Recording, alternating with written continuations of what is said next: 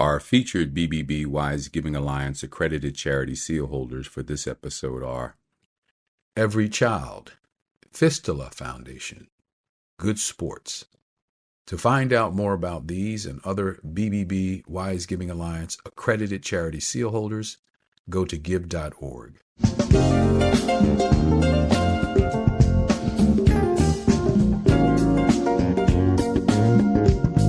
You're listening to the Heart of Giving podcast with Art Taylor, powered by bbbgive.org. Here we explore the motivations that form the basis of giving and service. We inspire generosity and celebrate the transformative effects that giving and service have on the human spirit and on community. The conversations featured on the podcast also uncover giving strategies that educate and provide tools to help listeners make impactful gifts of both their time and money. We hope you enjoy this episode. This is the Heart of Giving podcast, powered by bbbgive.org. Give.org is the nation's standards-based charity evaluator, and it's your one-stop source for information on giving and reports on the most asked about charities. I'm Art Taylor. Well, I'm trying to think how long ago it's been, maybe a couple of years ago. I did an episode with two amazing people, and I'll tell you how it came about. So I was doing an event at Columbia University with Darren Walker, the head of the Ford Foundation, and former mayor of Philadelphia, Michael Nutter, on the charity sector or philanthropy and diversity, equity, and inclusion and the intersection. And can philanthropy really survive without greater diversity, equity, and inclusion? And themes around that. It was a great session. But anyway, after the event, this woman comes up to me. And you know how it is after you give a talk, if you've been in that position before. People come up and they say hello and they greet you and they want to get to know you a little bit. And they have additional questions that they want you to answer. And so this woman comes up to me and she's talking like 1,000,000 miles an hour about this organization that she's involved in and how she's helping these people over in Ukraine and all this stuff. And finally, I say to her, you know, this is all fascinating to me, but I'm sure we're going to have to talk another time so I can get a full download of this, because she was giving it to me. I'm telling, she was dumping it, right? And so we schedule another time to talk. And I am just blown away. First of all, she happened to have been at the time a student at Columbia University's School of International and Public Affairs, getting a master's degree. I think it's public administration, actually, getting a master's degree. She was a student, but yet at the same time, she was taking trips over to Ukraine, helping young people who were in school in the Ukraine from countries like Africa get situated after the war broke out. And I'm like, how are you doing this? And so then she tells me, well, I have a partner who I work with. His name is Nassim, and she and Nassim Ashford organized this company, this nonprofit called NoirUnited International.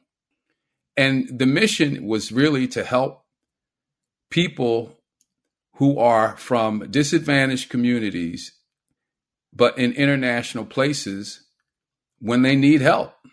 And they've been doing it. How do you do this? First of all, you're still in school, but they're doing amazing work. And so we had that first, I had to get them on a podcast, and I did. And so you should listen to that show if you haven't heard it. It was an amazing show, just talking about what they were doing and planning to do a couple of years ago. So now we have them back. Nassim Ashford and Macire Aribot are both here. And there's a lot that's happened since the last time we talked to them. One thing is that they have gotten married, which is kind of a cool thing, you know. The second thing is they both graduated from graduate school. Nassim graduated with a master's degree in public health from Yale University, and Macire got her degree at Columbia from SIPA. And so they did all that, and they told me at the time, you know, we have some footage of information that we've been capturing from the trips that we've made over there.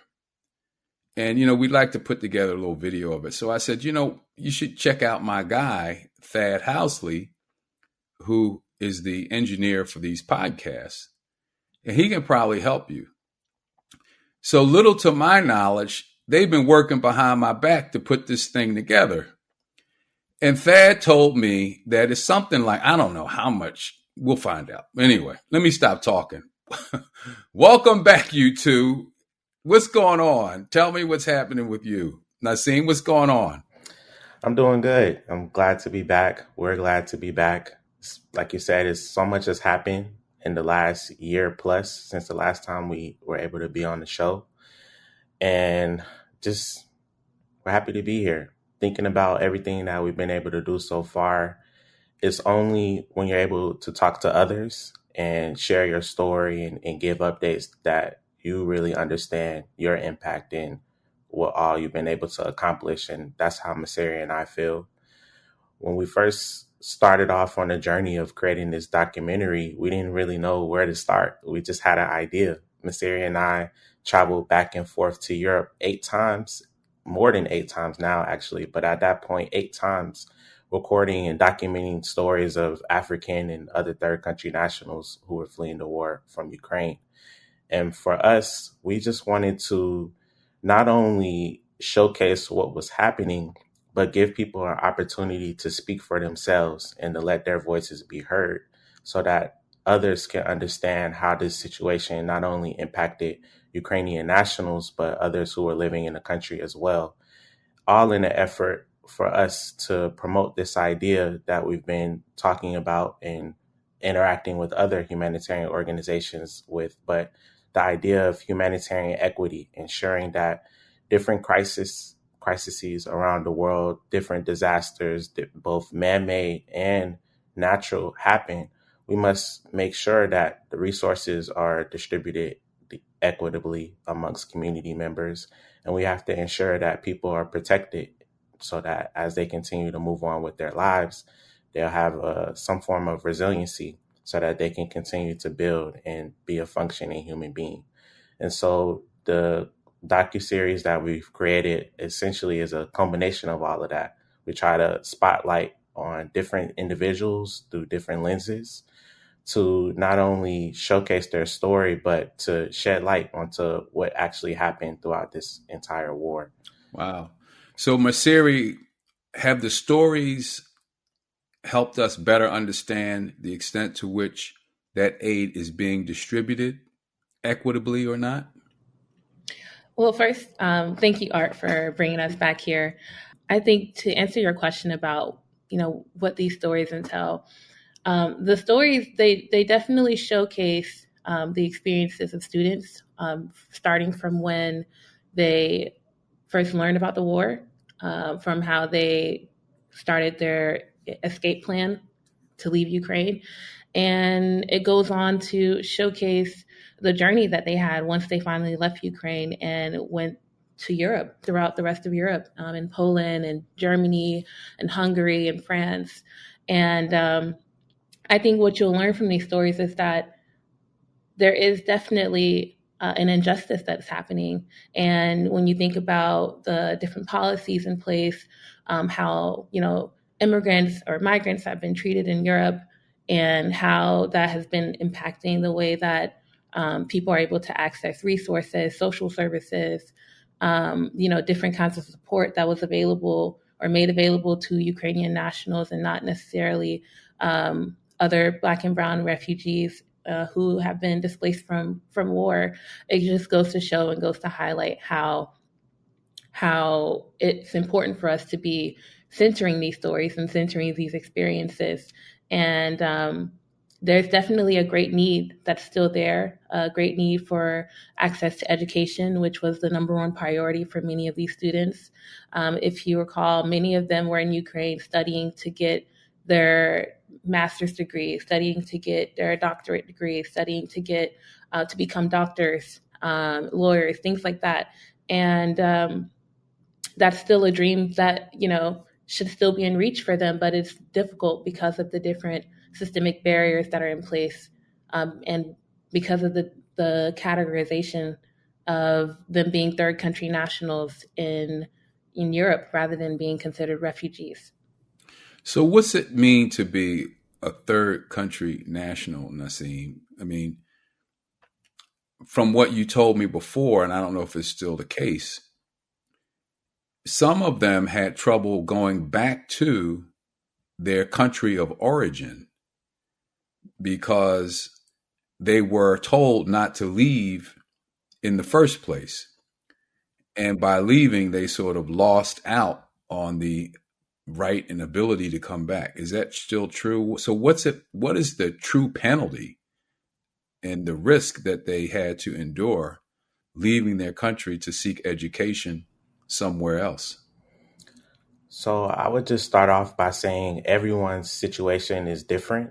And the more we interacted with different individuals, we learned and understood how complex this situation is. Legally, third country nationals defines a person who is not a Ukrainian citizen.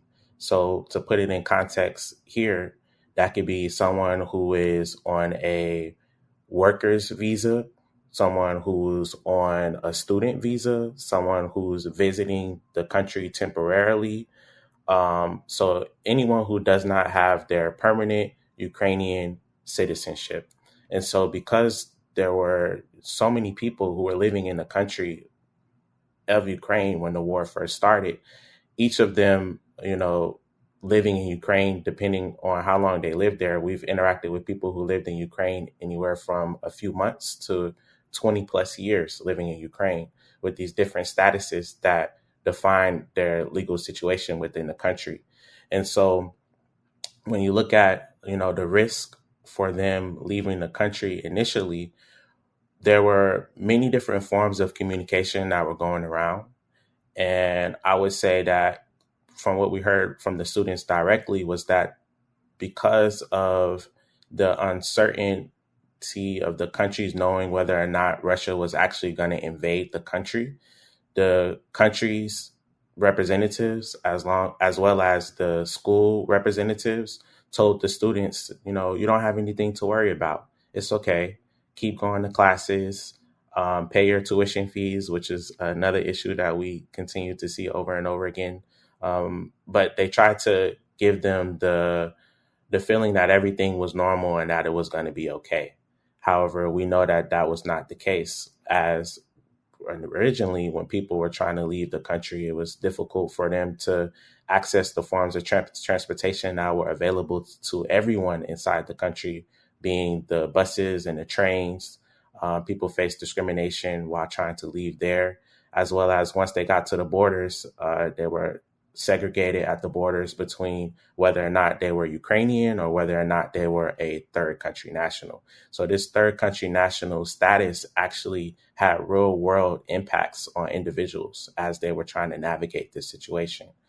And I would say that the status also further disenfranchised them as they were living in Europe and other countries within the EU, as they're trying to access services such as housing or such as food and even medical support services. It was difficult for them to engage with those institutions because they did not have the Ukrainian nationality.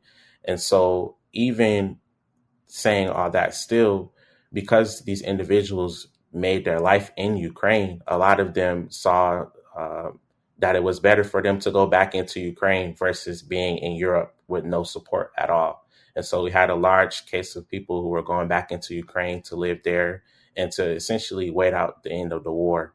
And so one of the things that we've been working on since the beginning of this whole situation is just advocating and just trying to explain that situation so that people can understand how legal situations create these massive barriers that people have to navigate in order to rebuild their lives over again. Millions and millions of funding has been raised for this situation. And for the people on the ground, those who are the individuals that may not have had access to those fundings or to those resources, they're now still in the same situation, given the fact that they've already put up so many resources personally, family resources, in order to move to the country. And now since leaving the country, they've essentially been left with no support. So Macire, help me understand and our listeners understand, why would someone leave their country to get an education in Ukraine? Because it's not going to be intuitive to everyone to understand the nature of what drives that, right? So tell us about why people do it. It's not strictly based on academic reasons, right? It's based on a whole host of reasons. And when they do it, I guess the big question is, once they do it, what do they give up? So the reason many people leave their home country to go to Ukraine is, one, it's economic. It can be based on safety. And it's just about the lack of opportunity within their own home country. So many of these students come from various places throughout the African continent. And when you understand the history of the African continent and the history of colonialism, the history of how that has disenfranchised the different systems that were in place, perhaps to provide education and provide support, that is one of the reasons why many students seek educational opportunities outside of the continent. And, the legacy of people leaving the continent and going to Ukraine, it dates back to the Soviet Union. Back during the Soviet Union, when they were trying to increase their influence on the continent, one of the key things was to provide education to students, and that was providing scholarships for them to study and perhaps return back to their home country or remain there in the Soviet Union to contribute to that economy as well. So the option of being able to pursue your education in another country was always something that was attractive to young students on the continent because if you don't have electricity, you're not able to do your homework assignments. If you don't have enough school fees, you won't be able to, pay for a quality education. And so going to school in Ukraine was much more affordable for many students in comparison to going to the United States or going to the UK or other places in Europe. And I think that it's important for us to recognize this context because many of these students don't just leave for fun or leave because they want to, experience a new thing. Like, how many of us in the United States may go to study abroad somewhere. People are doing this out of a sake of for their livelihoods, for their families. I remember one of the stories that I had heard when we were there. One of the students that we worked with told me about how he had sold everything so that he could go to Ukraine, so that he could study and pursue his education. And he left about 7 siblings and his mother and father back in their home country in Guinea, actually. And they were all depending on him. They were all depending on him to fulfill his educational goals and desires, get a job, and come back and, use that income to support their family and, perhaps support his siblings in getting an education. So everything is like a ripple effect. People depend on one another to support their livelihoods. And when you remove, the access to education, you're removing people's livelihoods and their ability to contribute economically to their families, contribute economically to their communities, and to the country overall. And so when you speak to many of these students, they'll say, well, my goal was to get my degree, come back and build something in my community because I have so many friends, so many family members who have so much potential, but they don't have the ability to tap into that potential because of lack of opportunity on the continent. So the next question for me is, what happens to them? So they're in Ukraine. Are they still going to school? What's the situation for many of them right now, Macire? Right now, many of them are, you may have a case of some students who have been able to continue school in Ukraine, so they might be doing online school. We work with a group of over 500 students who were in Poland who were able to transfer to a satellite school that, a campus that they had that was the Kyiv Medical University. They had a campus in Katowice, Poland. So many of them, were able to continue their education there. And some others have been fortunate enough to transfer to a university in Spain or in Portugal, in Germany. And so there are different cases of where people have been able to, find solutions to the challenges that they're facing. But what I will say is that for the majority of people, because of that legal barrier, because they are not able to receive temporary protection, which, would allow them to, be legally in the country for perhaps, 2 to 3 years, then if you don't have access to that, you aren't really able to plan for your life. So that causes challenges with accessing education, getting a job, accessing employment, and just meeting your needs in general. So for some students, they are reliant on either the community of support around them, grassroots organizations that have been that have emerged to support these students, and these are grassroots organizations that we have also been able to work with through our own network that we developed there, and also through the support of NoirUnited. We've been able to support people who needed to cover their rent, needed to cover their semester school fees, different community support that has been there for them, but. For the most part, students have been on their own trying to figure out how best to, accommodate this situation. So Nassim, what's it mean to be on your own? So are they able to work if they're in Poland or Ukraine? How are they making a living? If let's assume they're not in school. Assuming if you're in school, you got, at least by American standards, some degree of security with housing and money to cover your tuition and maybe some money to deal with meals and that kind of thing. At least here, is it the same there? What's going on? And for those who aren't able to stay in school, what's going on with them? Because they're not there on that kind of program, right? Mm-hmm. I would say the situation for those who are on their own are by far the worst out of everyone that we've dealt with so far. First, I would say just thinking about the average standard of living, where you know where you're sleeping, you have something to eat, you wake up every day and you have a place that's safe. For those who don't have any support, some of them are homeless, living on the street, living in the tunnels and the trains around Europe. There's even situations where people reach out to us and they're obviously in desperate need. They have no food, and they said that they only eaten things like bread and cheese for the last month or so. And so when we come across situations like this, we try our best to assist them. We have received funding in the past through grants. And so the grants have helped us to provide support to them.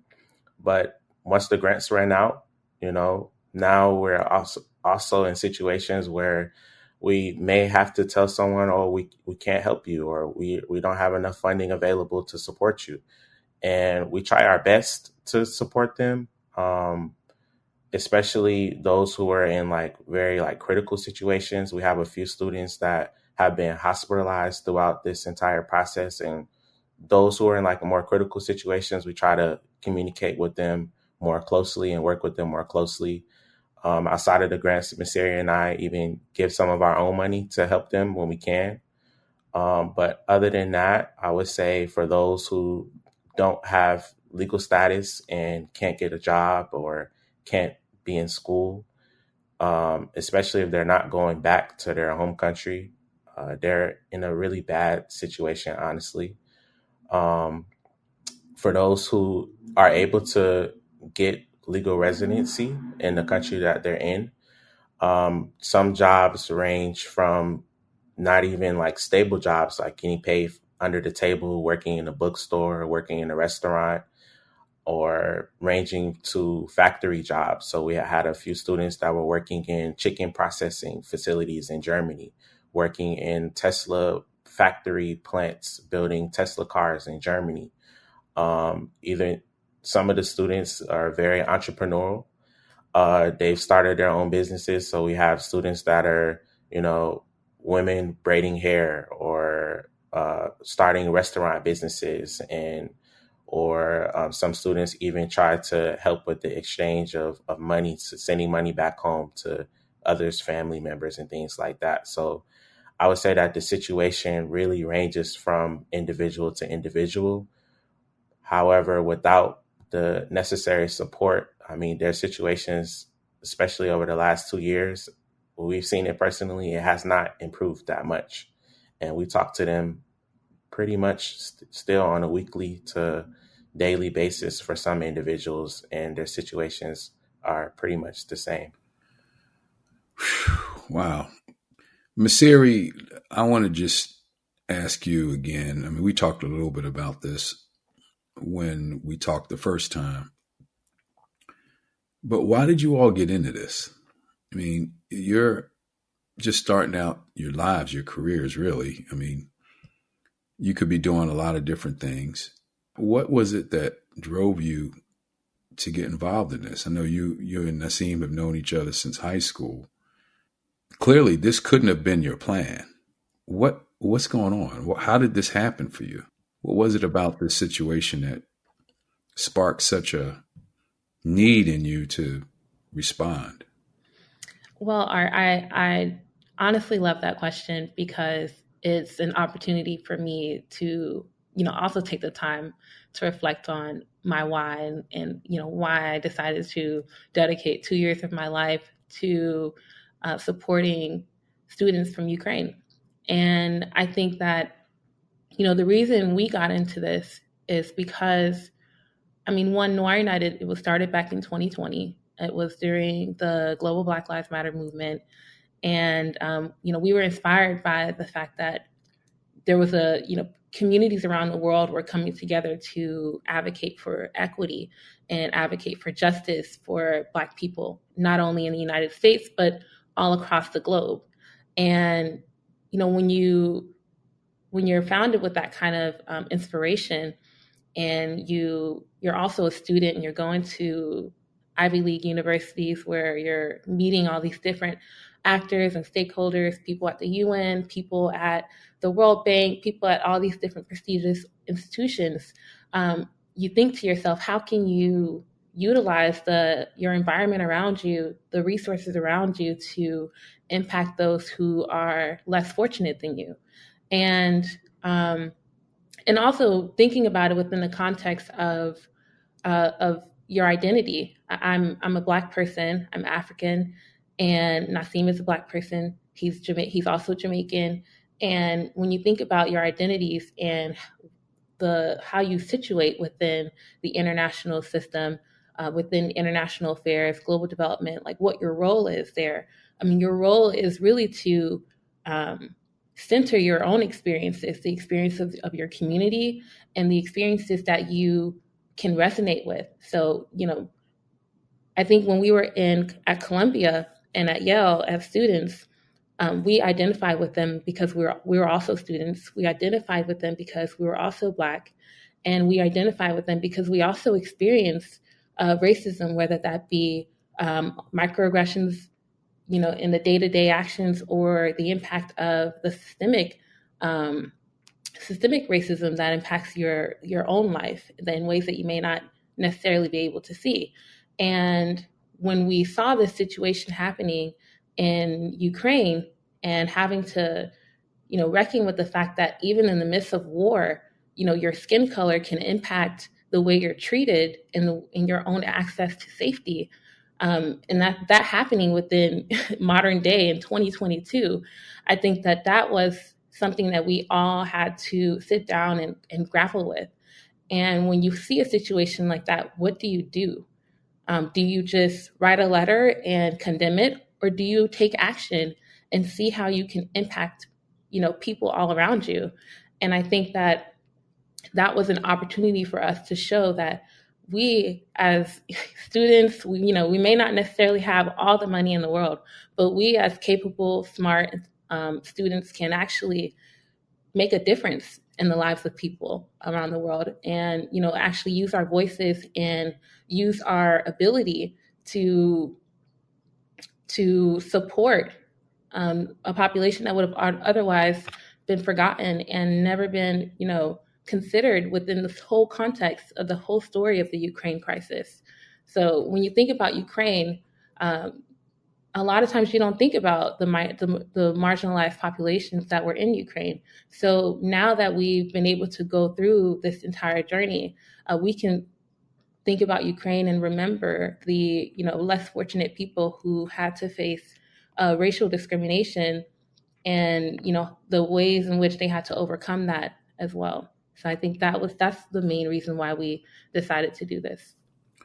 Well, empathy and sadness and disappointment, all of those emotions can certainly drive someone to want to see change.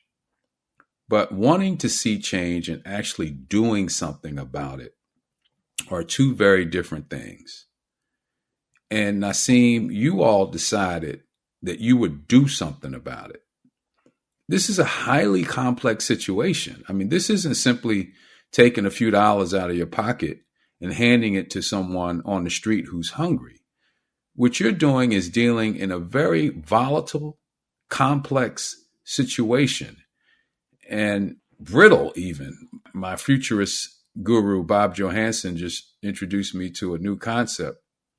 Brittle is kind of the world that we're living in today. And that's kind of what you're facing. It's like a chaotic situation for these people. There's no answer to how to solve it. But yet you guys felt that, no, we're not going to let the complexity keep us from doing something about it. And you couldn't have known for sure whether the things you were doing would have any meaningful effect. How could you know? But you did it anyway. I'm trying to figure out, where does that come from? And how do you say, all right, I can just finish out my grad school, go on with my career. What in the world was it inside of you two that said, nope, that's not enough? We're going to do something about this. What was that? I would say that the idea of starting this organization, NoirUnited International, did not come overnight.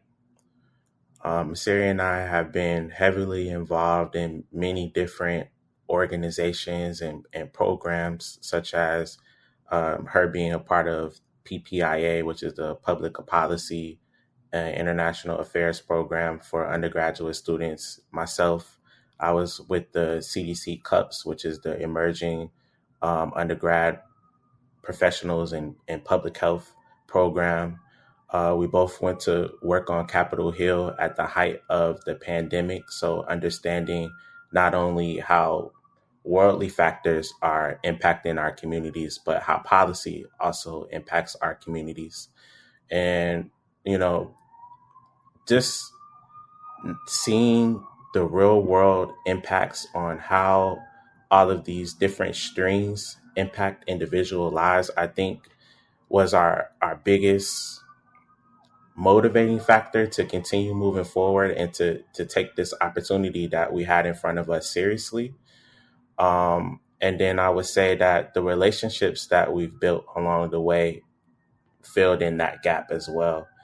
And as we, looked at this process of doing this entire project, we never saw it as we were going to fix the entire humanitarian space with, by responding to this particular instance. We more so saw ourselves as filling in a gap that was present. And we wanted to not only highlight this gap that was there, but we really wanted to address the gap. And this gap that we saw was not just here in this particular crisis in Ukraine, but we see this gap all over the world. We see this gap in Africa right now with the crisis that's happening in Sudan, which is the largest internally displaced population on the planet. It has the largest hunger population of people who are at risk of hunger on the planet. We have issues of what's happening in the Congo, where people are working in mines and don't have workers' rights and protection, and their livelihoods are being taken away from them as their country's resources are being extracted. All of these issues that we see, it's not just one person that can just come in and say, "Hey, I found the solution. We can put everything down now. We can keep it moving." But it takes a community of people to actively engage and to understand not only their role, but other people's roles as well too, and to see how they can find a position in order to give back. And that's pretty much been our driving force, is just understanding who we are, where we come from, everything that's made us into who we are today, all of the opportunities where we're given, all of the people that we've met so far. And we've tried our best to put that into the organization and to put that into the work that we continue to do in order to make an impact.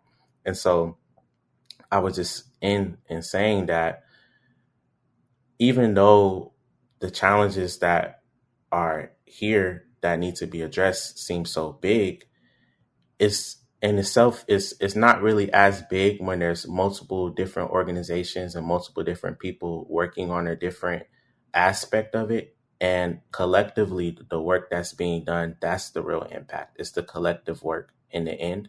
And so we view ourselves as a part of the collective in making that change. Very good. Macire, what do you hope the documentary will achieve? I hope that this documentary will help people to understand the real world experiences of people who face displacement, and the real world impact of war.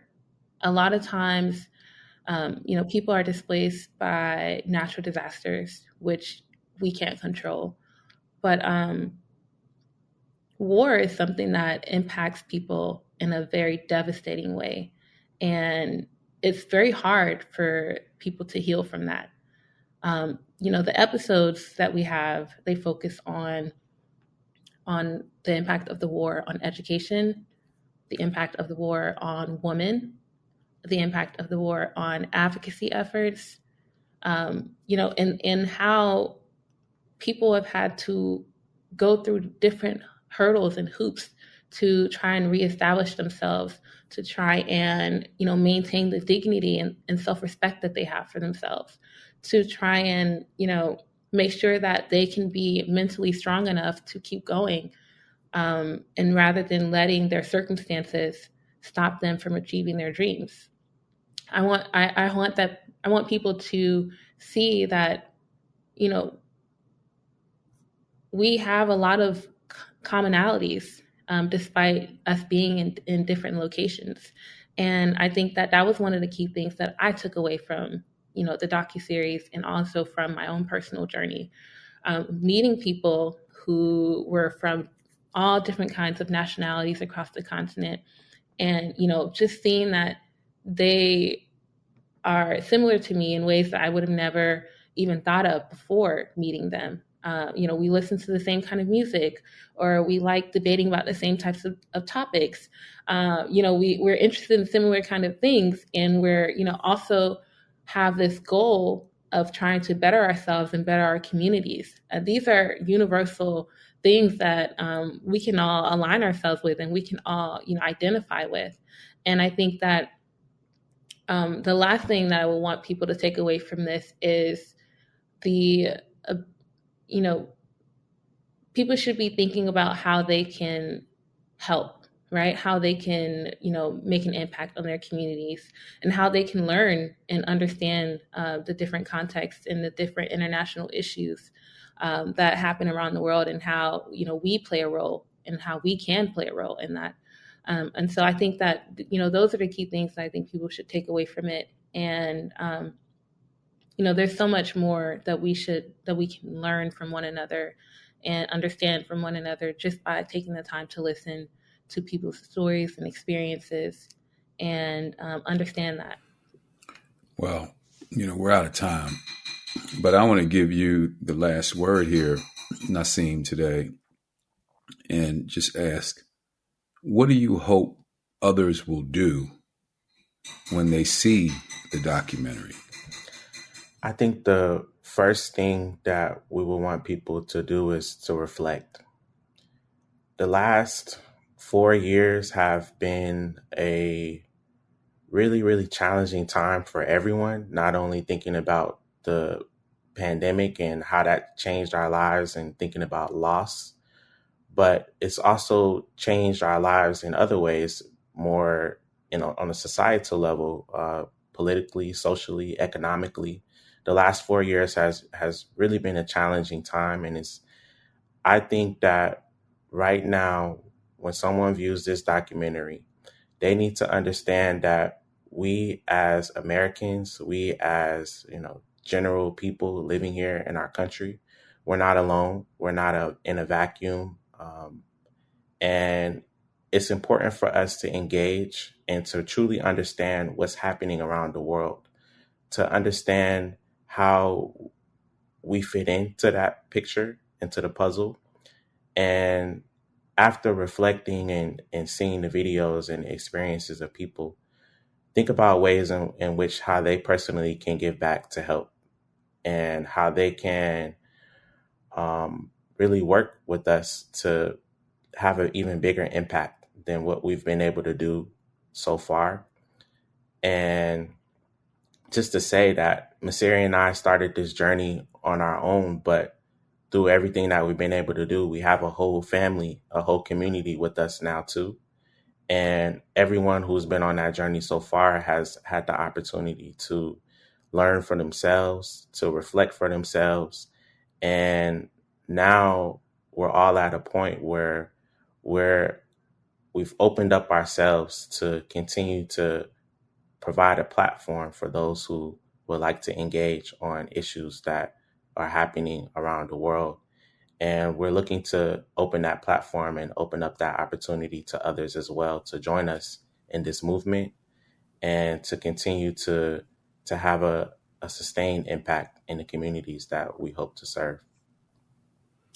Well, I want to thank you both for what you're doing and for the example that you're setting for others of us who care, but maybe haven't done as much as we might.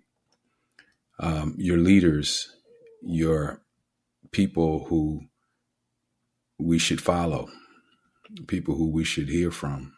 And I am more than impressed. Impressed doesn't even cover how I feel about the two of you. It's pride. It's just a sense of my happiness that I could even be connected to you. I know that whatever you're doing today, however great it is, there's so much more you're going to be doing in the years ahead. And I just am very happy about that. I feel it gives me a sense of optimism that you're out there doing what you do and shedding the light on opportunities for others to engage, and shedding light on areas where there's a lot of darkness right now and needs that light.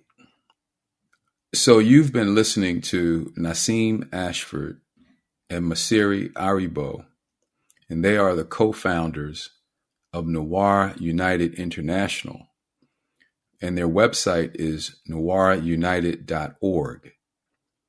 And on May 25th, which is World Africa Day, their docu-series will premiere. So I hope that all of you will tune in to gain access to this docu-series, which will be on YouTube, and you can find it through their website, NoirUnited.org. So definitely do that. Now, for all of you who are new to the podcast, this is a weekly show. I hope you'll subscribe. That's how we get attention, just by people subscribing, so that we can continue to bring you amazing guests like Nassim and Macire. And we'll hope to see you back here again next week for another episode. You've just listened to the Heart of Giving podcast with Art Taylor. Be sure to tune in next time for a brand new episode. To listen to our other interviews, visit heartgiving.podbean.com. That's heartgiving.podbean.com. Subscribe to our show on major podcast platforms. The thoughts and opinions expressed on this podcast are the views and opinions of the guests, not those of the BBB Wise Giving Alliance or program affiliates. This podcast is for information and educational purposes only and is copyrighted with all rights reserved. This podcast is protected by Podbean's terms of service.